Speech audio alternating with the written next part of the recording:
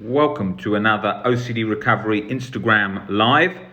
I thought I would come on here a bit today to talk about death. What a great topic of conversation for a Saturday afternoon. But it's so important to cover this theme because it's at the core of pretty much most anxiety situations. If people weren't scared of death or trying to control and reject death, there'd be a lot less problems in relation to anxiety suffering, anxiety cycles. And that is at the core of so much. So I thought I would come on here to talk about it because it's a topic that always gets it gets a little bit of mention. It gets covered when people go to therapy, they talk about it a bit, but they never sort of go into a real philosophical, good look at what's happening with death. And so that's what I'm doing today. I'm coming on here feeling very philosophical today in relation to the concept of death. So I thought I would come on here and talk all about that. So we're going to be talking mainly about death, which is a good concept to be looking into. So let's get started with that. So if we look at our lives, our human lives, which we tend to walk around, going along day to day, living as if we're living forever, getting on with mundane, normal things that we're going to do each day, brush our teeth, go for a walk with a dog, see a friend, have lunch, watch TV, play on computer, whatever. And we just go about these things. And the 90% of humans, they leave death sort of that much thinking in their head. A lot of humans, don't get me wrong, most humans scared of it to some extent, but they're not factoring it in on a day-to-day basis. And also what's happening there is they're not sort of venturing into it much. It's sort of left and sort of not gone into. So that's definitely happening with their situation. They will think about it like, oh God, I'm not looking forward to my parents dying, or I'm not looking forward to me dying, or what comes after death a little bit, especially with a lot of social media and YouTube podcast types of things these days branching into that subject. You see things like Joe Rogan talking a lot more about life, death, psychedelics, and changing our perception on our human experience, which is all very popular at the moment because we're in this time where we can share information a lot. There's a lot of podcasts talking about it, but going into the concept of death in relation to anxiety never gets covered properly, never gets covered in depth. Not that I've seen. I've never seen it really covered. I see it sort of lightly touched because it is the elephant in the room. It is missed. It's not because what happens is people forget it. It's the elephant in the room to the anxiety sufferer, but people forget it. Okay, they forget it. They talk more about, anxiety is to do with controlling your environment, anxiety is to do with fear of the anxiety sensation, which we talk about all the time, which is hugely important, but they miss the elephant in the room, death. Why? Because it's difficult to talk about. If you haven't got a good understanding of it, it's difficult to talk about. People don't think it's relevant, which it really is. And so this is why I wanted to come on here to bring a lot more attention to that. And I will be doing a lot more stuff on death because, I am a huge supporter of the concept of Death Cafe, which is you see all around the world where people go and have a cup of tea, cup of coffee, and they discuss death. Great. They go and do that. They go there maybe, say, once a month or once every few months. They sit around, they talk about death, regardless of anxiety and OCD. Some people there have got depression, anxiety, but mainly they're going there to venture in and bring in death into our life, not leaving this sort of black void that we're avoiding, but going into it, sort of facing that fear. I think that's fantastic. I often speak to people about that, and about if there's a death cafe near them and they've got a real fear of death. Good idea to often go. Not asking loads of reassurance questions, but good for an experience. I think it's fantastic the amount of people that get involved in that. I've seen a lot of rabbis getting involved with Death Cafe, especially in New York and New Jersey. I've sent a few people to death cafes there that have found it a very interesting experience. And you've got that combination of venturing. You don't need to go to a death cafe to bring the experience to understanding more about death. You can do it with your friends, talking about death a bit more, speaking about it, not from an inquisitive reassurance way of, oh guys, are you scared of death? How do you feel about it? But from a sort of learning more, understanding more, venturing into this concept, which is very important. Then the other thing that you've got is you've now got so much with Netflix and social media. Okay, so there's tons of documentaries you can watch to embrace death. What could you watch? Be Here Now, great film about the guy who played Gladiator, and he not in the Russell Crowe one, in the series, and he developed cancer, and it's his documentary series on his life with cancer, his experience with that, and approaching death, which was coming towards him. Christina's another great one, on a documentary filmmaker who got cancer herself, talking about her experience with cancer. Great film to watch for that concept again. Really, these films really enrich our life and open our life up more. Same as this whole experience with OCD recovery. Most humans are very sort of numb and in a way, and sort of very surface level, not too much expanding out of the sort of tight sort of belt they're operating in day-to-day life. They're sort of moving up and down there, which when you're venturing into OCD recovery and you're sort of branching out into more of this human experience, you're going much more depth, much more insight, much more seeing so much more, and that's such a game changer. And you've got so many documentaries that really do that. I've had experiences in my life where I had a position where I developed a lump in my throat at one time that was that I had to have different tests, not from an OCD basis, where they thought I might have a non-Hodgkin's lymphoma, and I went through a period of months of a lot of testing for that under advice by the doctor, which obviously turned out to be benign. But at the time, I was very concerned about that in one of my tonsils, which was 4 times the size of the other one for a long period. And I at that time I was aware I had OCD. I'd recovered at the time, but I wasn't mad on the concept of all the experience I was going through.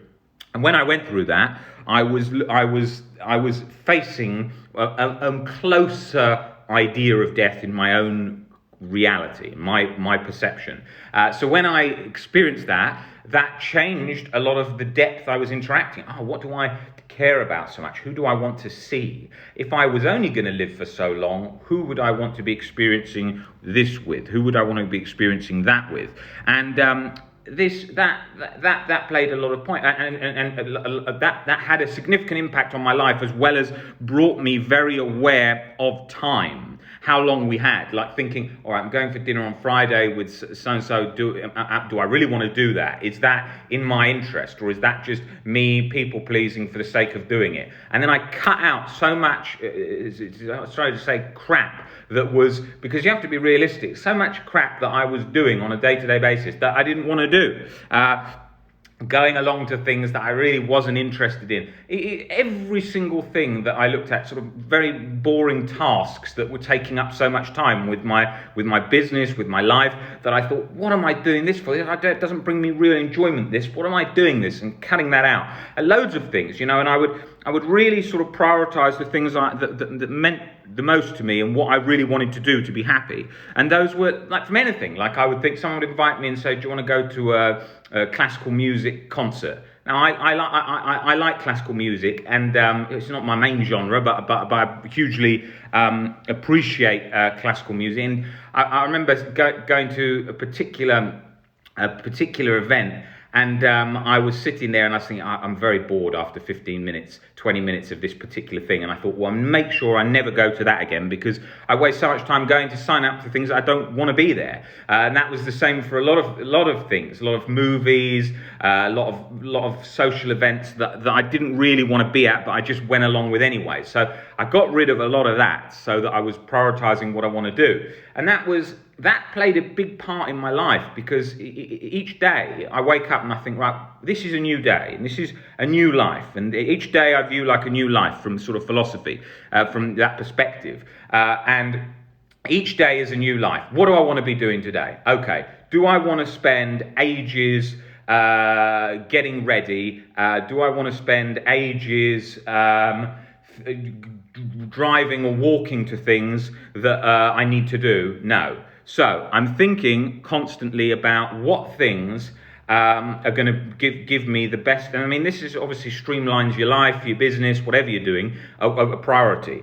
Things like just making sure, for example, I'm going a little bit off topic here, but just making sure, for example, that there's lots of clothes, so you can always get changed quickly, and you don't have to spend too long picking what to wear, and then you can start the day. Making sure that you've always got lots of food and things that you want to eat, and it's not going to take too long, so that you can enjoy food, but you're not getting so caught up in all the preparation of things.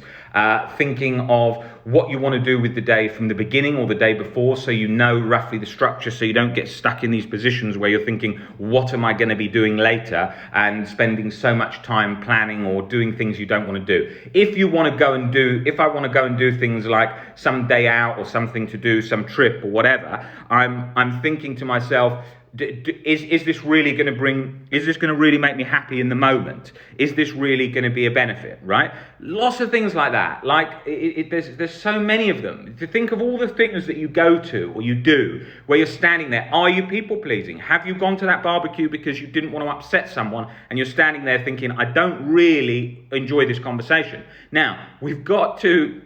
It sounds funny when we look at it like that, because it sounds a little bit selfish at first, but it actually isn't. It's actually a great concept, and I learnt it from Albert Ellis's Happiness book, because he was saying, to be happy, we've got to be a certain amount selfish, because we have to put our priorities right. We've got to help others and do things. Look, if your mum's saying, can you come to this thing, and it's pretty boring and you don't want to go, you're going to go because you want to keep her happy. You're not doing all things for yourself, but just in general, in your general life, you want to be sort of prioritizing. Now, this is connecting you again with life and death, realizing you've got a very short amount of time.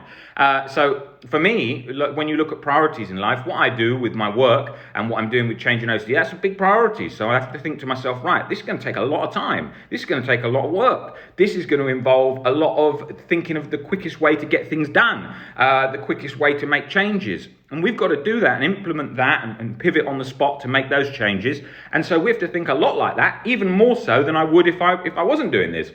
So it's easy. Look, in our lives, everyone's busy. Everyone's rushing around 100 miles an hour. People are going to work. They go to work, then they rush home. They haven't got enough time. They haven't got enough energy. So then they sit and watch Netflix, 4 episodes back to back. And that then becomes a routine every single day of their life, right?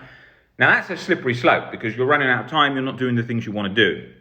And that's what happens, okay? That is what happens with things, because things come up. It's like me getting a haircut. I'm going for a haircut in an hour. It has not been top of the list in COVID times, because you're not seeing that many people. It doesn't matter. But you could make that a priority and be going for if you're in a place that you can have a haircut, you could be going every 3 or 4 weeks, even if you weren't seeing people, just because it became a habit. You thought, I've got to have my hair in a certain way. But if you're not seeing anyone, who cares? If you're not seeing that many people, you're not in a business or something which is involving presentation, then you don't need that. I actually am, because I'm on these Instagram lives, so I wouldn't exactly want to have the longest hair, but maybe would I care if I did? It wouldn't really matter. I'm in a rational sort of spectrum that I'm operating in, so people wouldn't really care about those kind of things. Now, back to those situations with barbecues and all these social interactions.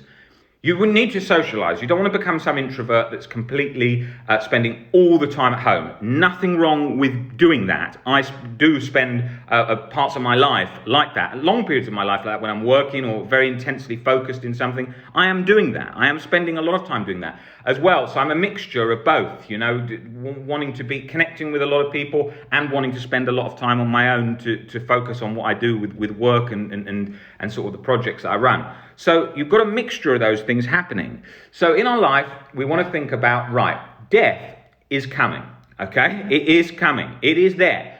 Now, I can't say this without being quite blunt, okay? And probably by following this account that is the kind of approach that I go with, from a compassionate but sort of a tough love stance that's pretty direct. Now, let's have let's have a look at our lives. Okay, human lives. So in human lives, every person I can look up to, heroes, musicians that I liked, actors I liked, whatever, all the ones from the past, dead. All the people sort of before the last 100 years, which is millions and millions of people, dead. So you're talking about human born, has a job, gets married, has kids, dead. Human born, gets married, has kids, dead. Human born, gets married. And that is going on at 100 miles an hour, all different humans, all the time, dying one after another, like that. And when you zoom out, it's like looking at ants that are all just quick life, dead. So there's a lot of creatures that live a very short period of time. Short life, dead. Short life, dead. Now, it is a short life because if we think of all eternity, our human life, 70 to 80 years, is nothing in the scheme of the universe and in the scheme of time. Okay, so we've got our very, very short lives. So we view our lives like, oh, so I'm 35, going to be 36 soon.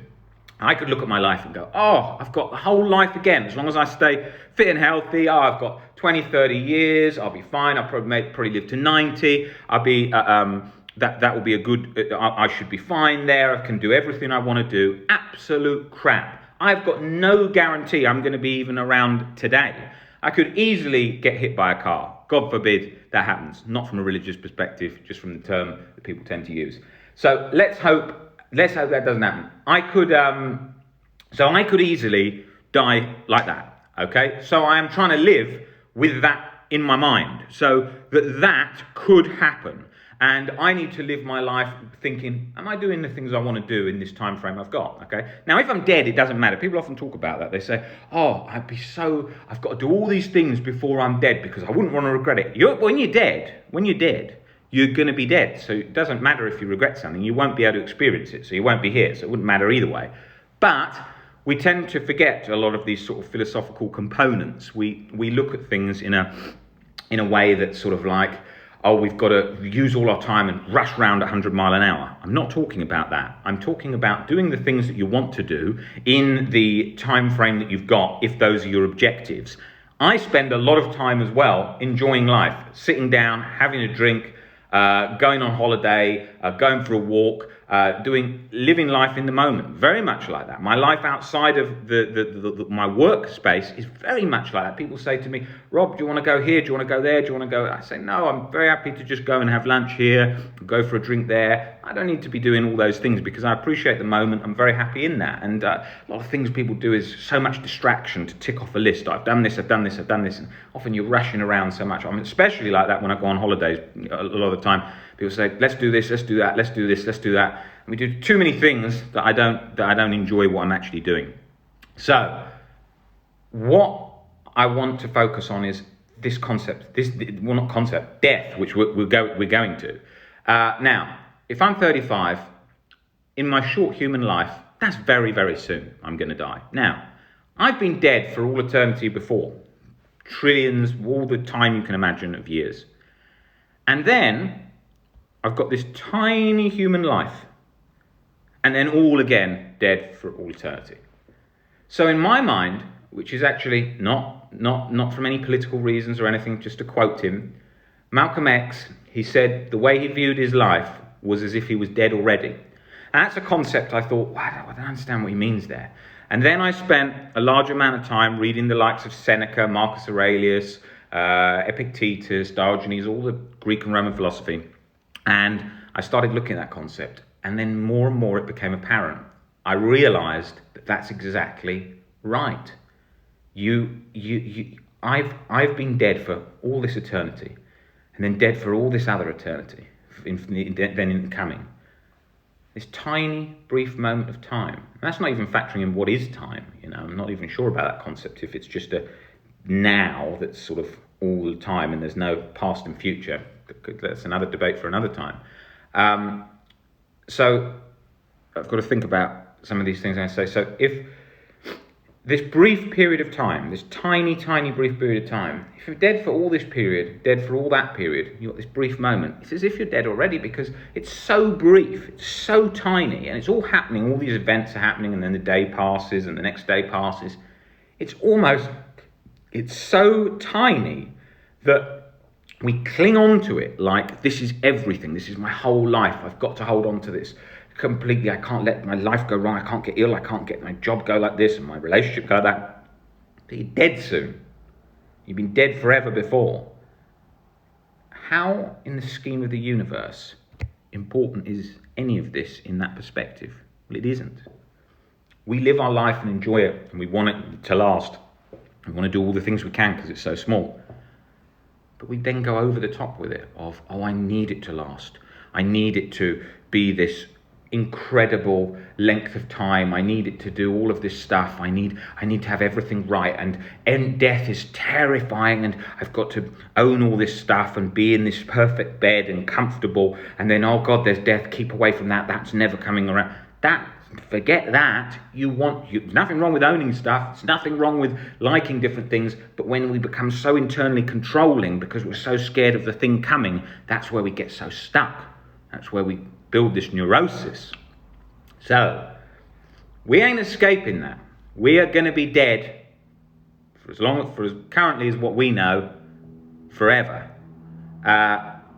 Bring in future science debates into that and lengthening human life and stuff in the next. But let's just go on the older concept of forgetting all the stuff that is being done with longevity and Neuralink and all these different things. Let's forget that and let's just think of human lives before. We're all going to live 70, 80, 90 years dead. 70, 80, 90 years dead, okay? Now, what's going to be happening when we're dead? Well, from what we know, I'm not talking about any religious concepts here, the brain dies, we're not here, consciousness fades. Again, not factoring in if the brain is a vessel that's sort of holding a sort of conscious liquid that then with some in the idea, the concept of, is there consciousness that's sort of universal, and then the brain is tapped into that consciousness, so when we die we're going back into that. I'm not denying that completely. I doubt that very much, but I'm not denying that completely. I'm talking about just death as in the brain dies and we're gone, okay? Now, in that situation, the brain dies and we're gone, why would I fear that? I'm not here. Well, I was dead for all eternity before I was born. That didn't harm me one bit, so what difference does it make? We always think of death as some coming event that then we're going to experience it. But we've been dead before.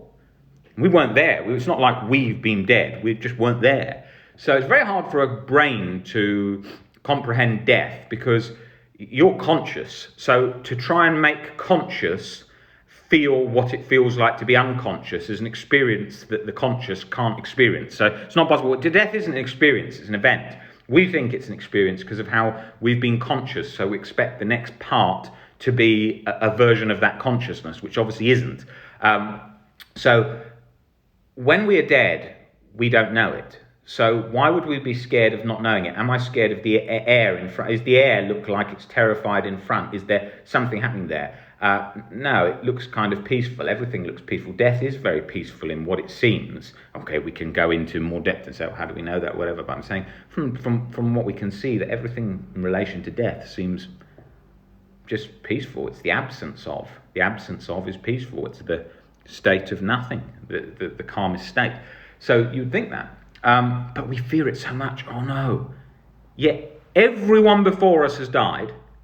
We're going to die. And in the scheme, we tend to also view ourselves as like the most advanced humans. Oh, we're the ones alive now, so we're the correct ones. No, we're one of millions of ones all in through time. The ones in the front, in 1,000 years from now, are looking at us like we're looking at a guy walking down the street in 1235.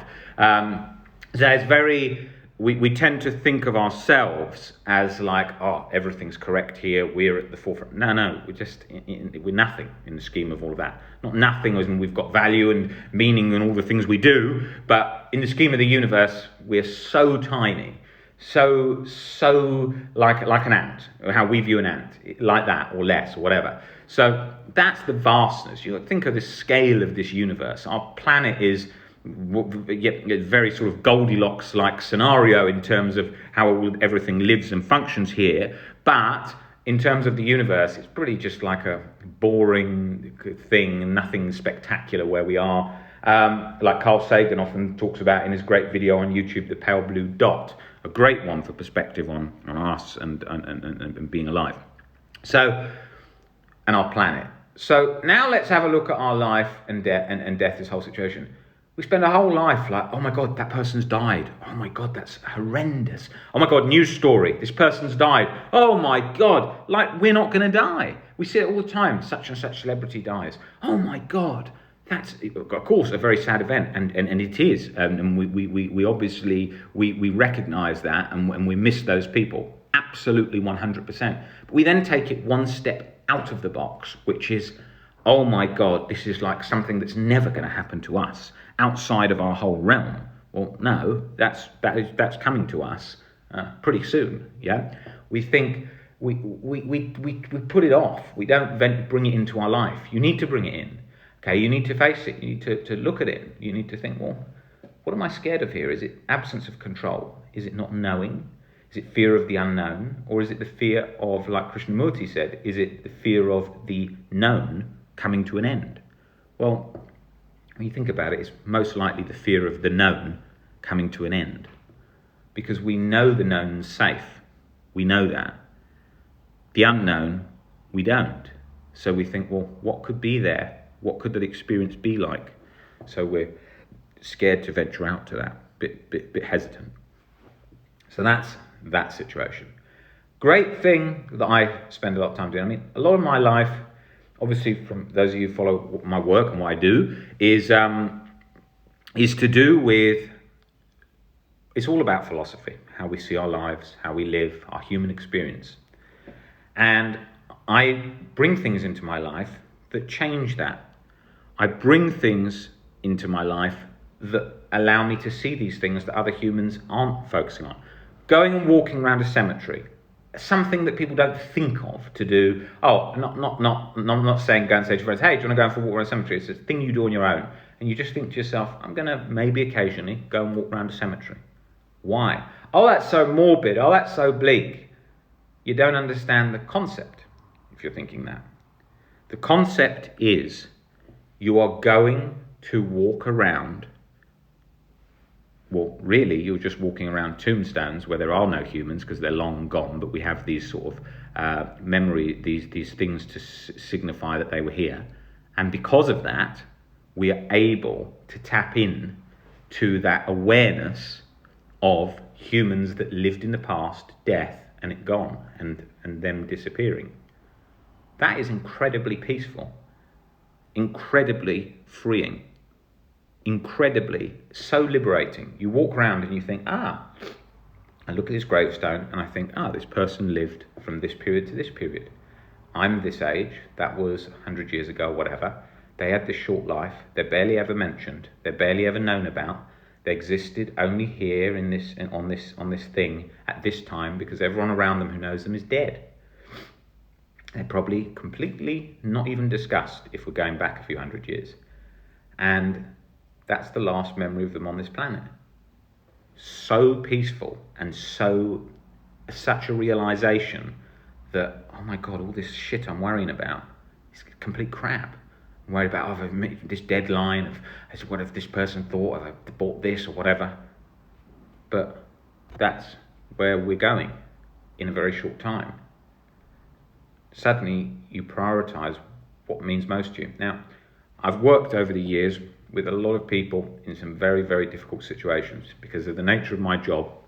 I'm working most of the time with people who are suffering from chronic OCD, but often, and not often, a lot of the time, I'm working with very severe cases, people who are really in difficult scenarios, the most sort of extreme cases of OCD, extreme life circumstances, everything you can imagine, because the nature of my job is sort of high intense, like it's where people are really fighting in a really desperate situation a lot of the time. And in those situations, I often meet people who've got cancer and OCD, or people with, I'm not just working with OCD, I'm working with anxiety in general.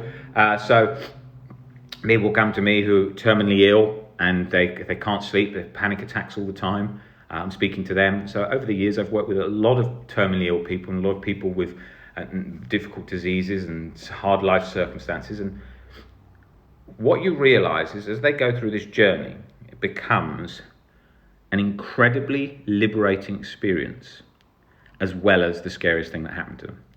Whenever I speak to people with cancer, they always tell me what it's changed their life with, what it's given them. And I can relate to that on smaller struggles of my own in relation to life and death. But my very big struggle with OCD, I can completely see that with that too. But I'm talking about in relation to things where there's an imminent death. So they are looking at life and they've changed their perception on it by what has happened to them, what they're experiencing. And they have changed and learned things they thought they would never learn and they would never see and they would never experience. And it's a quick, sudden shift. It awakens you, it opens you up to life suddenly. And that wears off as well. We obviously, as humans, we forget things very quickly. So once we're feeling better, we forget we're feeling better. We go back to our old ways. We quickly get back into sort of old habits. And so people often say to me, when someone comes in, they've been really, they've been facing death with an illness, and then they've recovered, and they're like, oh my God, I'm never going to forget this moment. I feel amazing. Then I see them 3 years later and they've completely forgotten it, and they say to me, God, Rob, I can't even remember what it feels like to be like that, because the brain is always sort of looking ahead with sort of rose-tinted glasses. If we remembered everything bad, women wouldn't be having multiple babies, because they'd remember the pain from childbirth, and so they wouldn't. We know that through evolution that we go through immense times of suffering, but our brain sort of plays down the pain and then it moves us on, so that we've got this sort of survival of keeping going. So it's a very important thing to venture into. Cemeteries, talking about death, watching documentaries on death, bringing death into your life in lots of ways that we can, so that we're not living in this world where we're sort of closing our ears to anything to do with death, which is a classic avoidance with OCD often. And looking at, and all humans do this. If I went into a restaurant right now and I say to someone, excuse me, how much time have you spent thinking about death? They're probably going to say, yeah, I worry about it to a certain extent, but it's not on a day-to-day basis like consuming my life. Now, that obviously varies a lot in the sort of so-called normal population, because some people are thinking about their parents dying regularly, their children dying regularly, without an anxiety disorder. However, most people don't venture it into that much. People with other jobs may see it a lot more. Someone working in a hospital with people dying all the time, someone working in a morgue, someone working in a funeral parlour, whatever. But then the job becomes the job. So because the job becomes the job, they lose that depth into that experience which you will feel when it's new to you, when you're just first experiencing it. So there's so much of that's going on there, okay?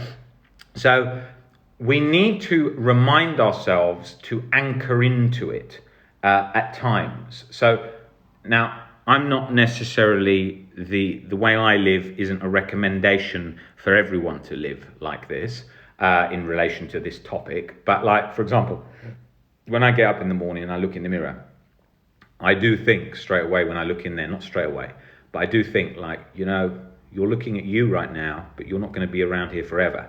This is one of those days of many days. You've got to get a lot of things done because that's what I want to do and not because I have to do it. And you're going to be dead soon. So you've got to go out there and do these things. And, what's the worst that can happen? You die, right? That's the worst case scenario. So it's very liberating, and it shifts me into that mindset of this is a short period of time. Now, doing that in lots of things. If I'm going out and you're with friends or you're dating or whatever, and thinking, well, how long have I got? What do I want to do? Who do I want to go on a date with? Whatever. You're prioritizing those things because you're factoring in the reality, the firm reality that life is this amount of time. And by doing that, you've got an advantage over other humans who are not, in a massive way. But it's not about having an advantage. It is if it's in the sense of something that requires a small amount of time to do it. But it's about learning to connect your human experience and connect with the world in a much more in-depth, connected way that you didn't have. Hence why, if you look at philosophy, they say, what is philosophy? It's learning to come to terms with death, learning to accept death. That's what it is. And it's very much that. And it's the same as so many things. I could sit in this chair, turn this chair, look out this window here, and I could sit here and I could look at life, and see the birds and see the trees, and think a lot of things, and experience that moment, experience that life. I often do that. I'm looking at the sky, I'm looking at the night sky, I'm looking at the trees, I'm looking at the sea, I'm looking at all different things, and thinking about my life in terms of me, this sort of small human vessel going through time, going through the universe, experiencing this in this spacesuit-like body, because that's what a body is. It's a spacesuit, isn't it? It keeps us alive on this planet. So it's basically just a spacesuit for keeping us functioning here. And I'm observing that, and I'm thinking that, and that is an incredibly freeing experience. It's an incredibly connecting experience. What do people say when they go and live in the woods? I'm talking about go and live in the woods and become a hermit. I'm talking about what do people say about that? What people tend to say about that is that once they are in nature, they feel more connected to it than they ever thought, because we are, in that sense, we're just space dust. If you look at the human body, it's just space dust, isn't it? It's what it's made of.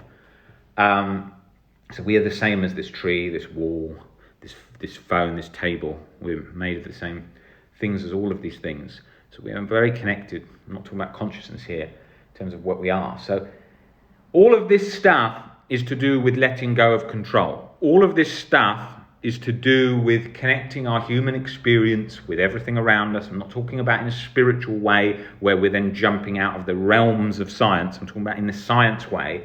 We are connected with these things in the sense that we are the same as it. And we are a human being. We are the universe experiencing itself.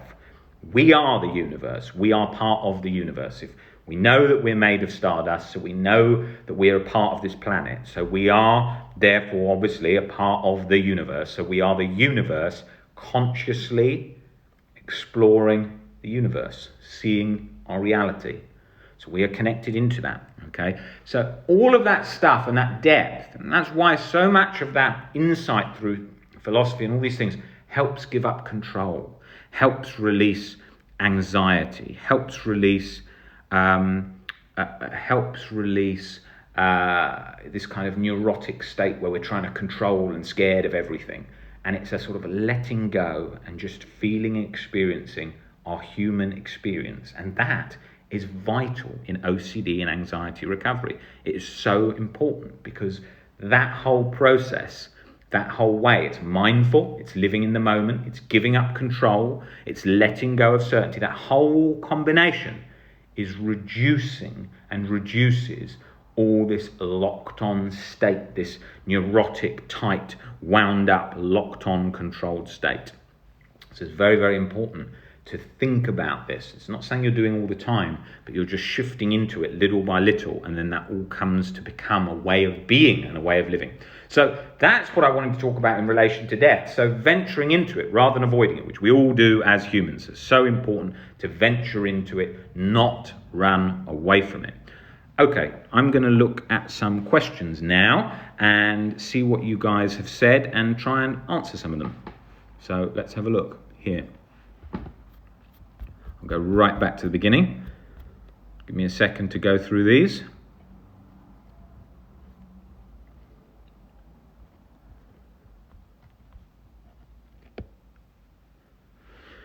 Because of my religion, the belief of life after death decreases anxiety for me. Yes, that will happen in cases of religion. Often, we won't always. Obviously, you've got religious OCD, fear of death, fear of eternal hell, which would obviously be a very sort of irrational concept, which could bring a lot of fear.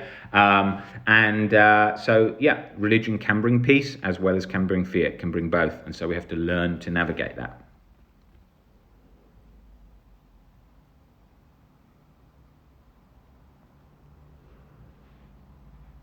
Very true. People tend to avoid the subject anxiety entirely, adding to anxiety around the subject. That is exactly what happens. People are so scared of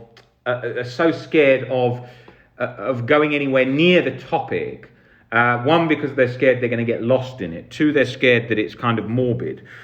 Three, they just avoid the whole thing altogether, which becomes a nightmare because you're creating this sort of black, dark, all-invasive monster that's sort of lurking at the end of our lives. which is obviously not the great approach.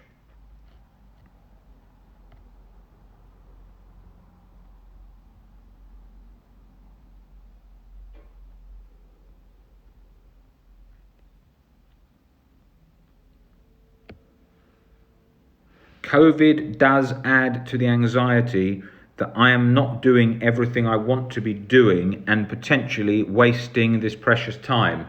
Yes, I do think that myself at the moment. With these COVID lockdown scenarios where I live, you do think, yes. I think, well, you know, I go out a lot and see people and go out with friends, restaurants, bars, whatever, and because I try and live my life that way to be enjoying my life. And when I'm doing that, well, I obviously can't do that, and so you think, oh yes, you're missing out on life. But then I'm channeling the time that I've got into my work, which I'm doing, which I'm getting a lot more done that I wouldn't have done. So maximising the time. Everything's about using the time efficiently. That's why when people say to me, I'm playing 30 hours of video games a week, I'm thinking, well, is that really the priority in your life? Unless you're trying to become a world champion gamer, which is a very small number of people, is that level of sort of numbness, relaxation? I know it feels fun. Is that rewarding to your life? I mean, realistically, if you look at life, there's not many people in the 30s or 40s who go, I'm so glad I played 30 hours of video games a week. Not really. And most of the achievements and things you want to do don't involve that. So a limited amount of time, enjoyment, yes, great for the enjoyment benefit, fun. But past that becomes a sort of disastrous sort of vacuum of wasted time. The same as with Netflix. People watch, now I do this too, I get into series, I watch a lot of them, great and relaxing at times, but they're so consuming and they're designed like that, so that you get into a position where you're like, oh, I would rather do this than anything, and that's why they're made like that. But then that's just eating all your time, so you've got to be careful of that.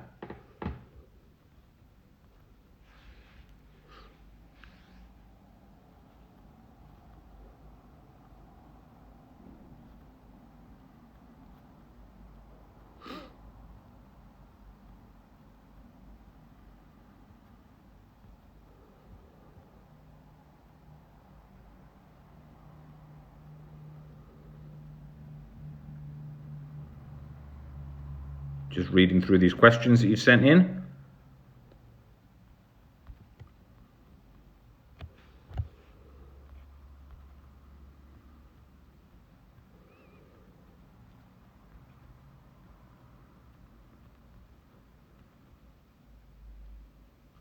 The other day I was latched onto an obsession and took a walk around the cemetery. It's helpful because it allows you to put things into perspective. Even if my worries were true, death is imminent. Very, very true.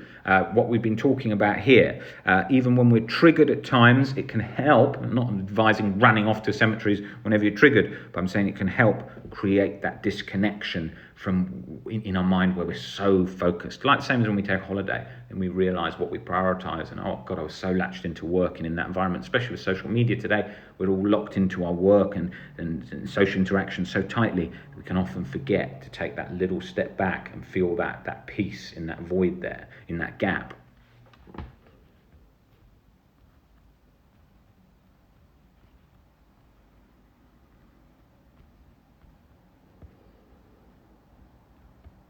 I get severe panic attacks around death, usually my own and family. Found anything around death trigger? More reason to venture into it.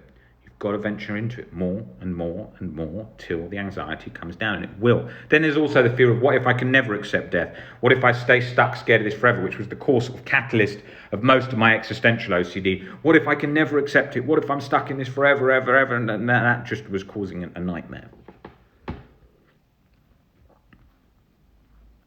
There's fear of fear in there. I mean, I've got a great, so about my own videos, I've got a great video there on fear of fear from about 10, 12 weeks ago that goes into that in detail, because that does really relate to existential OCD.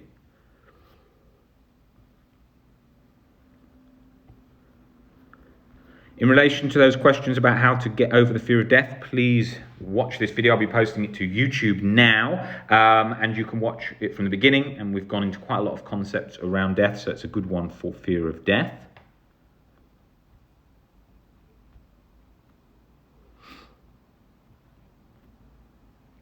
So yeah, I think I was only covering the questions in relation to death, not all the questions relation to OCD in general. I'll cover those in a question and answers separately when I do one of those soon.